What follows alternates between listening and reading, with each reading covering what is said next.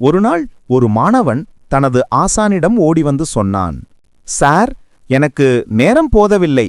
நான் என்ன செய்தாலும் முடிக்க முடியவில்லை. ஆசான் சிரித்தார். வா, உனக்கு ஒரு விஷயம் காட்டுகிறேன் என்று சொன்னார். அவர் ஒரு காலியாக இருக்கும் பெரிய கண்ணாடி பாட்டிலை கொண்டு வந்தார். அதன் உள்ளே பெரிய கற்களை ஒன்றன் பின் ஒன்றாக போட்டார். இப்போது பாட்டில் நிறைந்துவிட்டதா என்று கேட்டார். மாணவன் உடனே சொன்னான், ஆம் சார், முழுக்க நிறைந்துவிட்டது. ஆசான் சிரித்து சிறிய கற்களை எடுத்தார். பாட்டிலுக்குள் ஊற்றினார். அவை பெரிய கற்களின் இடைவேளைகளில் சென்று நிரம்பின. இப்போது நிறைந்ததா? மாணவன் குழப்பத்துடன், இப்போதுதான் நிறைந்தது சார். ஆசான் மீண்டும் சிரித்தார். இந்த முறை மணலை எடுத்தார்.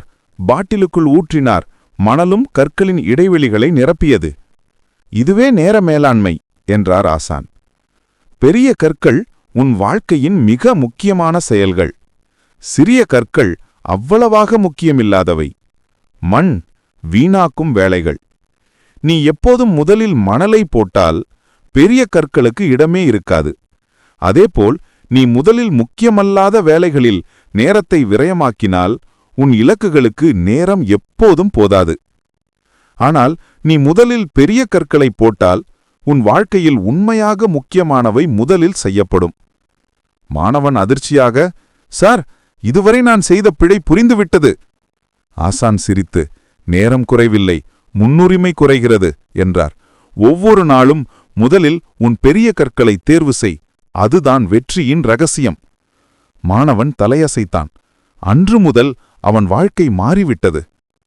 உங்கள் எதிர்காலத்தை இன்று மாற்ற தயாரா? அப்படியானால் லைக் பட்டனை அழுத்துங்க. தினசரி வெற்றி ரகசியங்கள் மற்றும் தமிழ் மோட்டிவேஷன் பெற வெற்றி வெள்ளம் சேனலை சப்ஸ்கிரைப் செய்யுங்க. நன்றி.